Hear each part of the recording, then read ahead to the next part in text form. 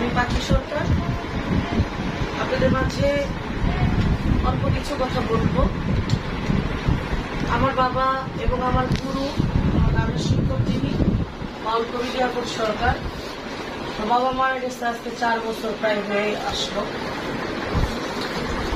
এখন আমি একজন শিল্পী মানুষ, আমার একজন অভিভাবক লাগে, একজন শিক্ষক লাগে, কারণ অনেক সময় অনেক কিছু প্রয়োজন পড়ে। এই চাওয়া পাওয়াগুলো একজন গুরু, একজন শিক্ষক ছাড়া হয় না। তো অনেক ভেবে চিন্তে আমি একটা সিদ্ধান্ত নিয়েছি যে আমার উস্তাদ লিয়াকত সরকার তো বাবা চলে গেছে, বাবার আল্লাহ জান্নাত নসিব করুক, বাবা তো থাকবেই আমার গুরু। তো আমার দ্বিতীয় গুরু হিসাবে আমি বাংলাদেশের, আপনারা সবাই যাকে চিনেন